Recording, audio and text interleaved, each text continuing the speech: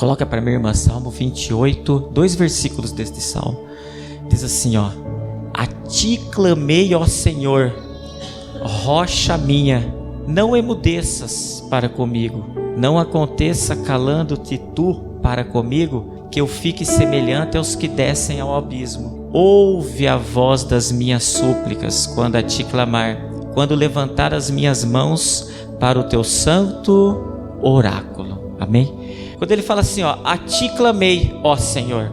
Nós já aprendemos, tem um salmo que diz assim, na minha angústia clamei ao... Então tá certinho. A quem ele clamou? Não foi a homens. Aí ele fala assim, ó, rocha minha. Quando ele se dirige como rocha minha, subentende-se o quê? Ele se encontra numa posição em que Deus se agrada. Ele se encontra na fenda da rocha, à sombra do onipotente. Então quer dizer, nós podemos dizer que ele tinha o quê? Ele poderia clamar ao Senhor naquele momento, porque ele estava na posição em que Deus queria. Aí, continuando, ele fala assim, ó, não emudeças, que é o mesmo que ficar mudo. Olha o cenário, ele clamou certo ao Senhor. Aí ele fala, rocha minha, subentende-se que ele está o quê? Na fenda da rocha, ele está na posição que Deus se agrada. Só que aí ele continua clamando assim, ó, não emudeças. Emudeças é não fica mudo, calado. Irmãos, a primeira coisa que eu quero que a igreja entenda é que às vezes, mesmo a gente estando na posição que Deus se agrada, às vezes Deus se cala para conosco. E não tem coisa mais agoniante, vamos dizer assim, quando a gente quer que Deus fala algo conosco e Deus não fala. Ah, eu vou lá para o pastor orar, quem sabe Deus usa o pastor em profecia e fala comigo, e vai lá e ora. O pastor abençoa, mas está lá esperando algo, ei. Então a primeira coisa que o salmista nos ensina, a gente pode estar na fenda da rocha, a gente pode estar clamando ao Senhor, que é Ele que nós temos que clamar, a gente pode estar na posição que Deus sagrada, mas tem momentos que Ele se cala. Amém, irmãos? Então a primeira coisa que Deus nos ensina na noite de hoje, mesmo estando em posicionamento diante dEle, há momento que Ele não fala com a gente. Aí continuando lá, o salmista diz assim, ó, para que não aconteça com ele, né, calando tu para comigo, que eu fique semelhante aos que descem ao abismo. Então a primeira grande pergunta que a gente faz é, por que nesses momentos Deus se cala? Por que nesses momentos Deus se cala? Irmãos, o que Deus espera de mim e de você é a confiança que nós tenhamos nele. Se Ele usar a vida do pastor em profecia, se Ele usar a vida de algum irmão em profecia, se Ele falar ou não, se Ele está calado ou não, a nossa confiança tem que estar nele. É nesses momentos que Deus vai provar a nossa fé. E Deus prova, nós já aprendemos. Ele prova para nos aprovar, para saber o que tem no coração e nos dá a coroa da vida. Então, diante desse cenário, ele fala assim, ele fala, ó, não deixa que aconteça comigo semelhante aos que descem ao abismo. Cuidado nos momentos em que Deus se calar para conosco, a gente não vier a murmurar, a blasfemar contra Ele, a ponto da gente ser semelhante àqueles que descem ao...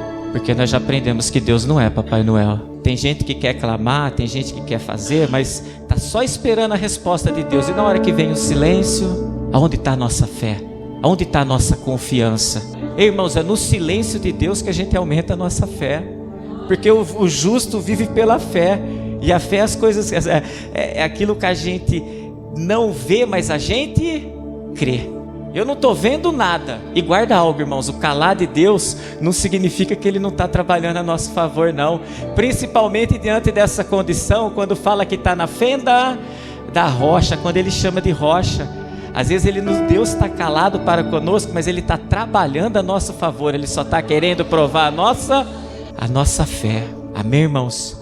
Aí o salmista termina dizendo lá, ouve a voz das minhas súplicas, quando a ti clamar, quando levantar as minhas mãos para o teu santo oráculo. Oráculo é a divindade. Quando eu levantar as minhas mãos para a tua santa divindade. O que ele está querendo dizer aqui?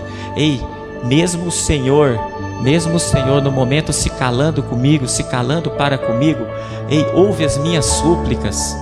Ouve. E o Senhor ouve, irmãos. Ou seja, diante deste cenário que Deus se calou para com ele, Ele ainda ouve as súplicas nossas, mas seja firme, seja fiel. Vamos prevalecer, vamos dizer assim, porque na hora e no momento certo, Ele vai nos dar a resposta que a gente espera, mas é no tempo dEle. Então o salmista nos ensina hoje, diante, irmãos, de posicionamentos, que eu tenho certeza que muitos aqui já se posicionaram, muitos estão se esforçando para se posicionar, como muitos ainda não se posicionaram. Diante das adversidades, se você se posicionou e Deus se calou diante de você, continue clamando, continue orando a Ele, que Ele vai ainda ouvir as tuas súplicas, e nós já aprendemos como que nós temos que clamar a Ele, não é para os nossos próprios deleites, mas na hora e no momento certo e no tempo dEle, Ele vai nos responder. E quando Ele se cala para conosco, Ele está querendo provar nossa fé, querendo provar nossa confiança. Se a gente vem aqui somente atrás de respostas, porque a resposta do homem só sabe qual que é?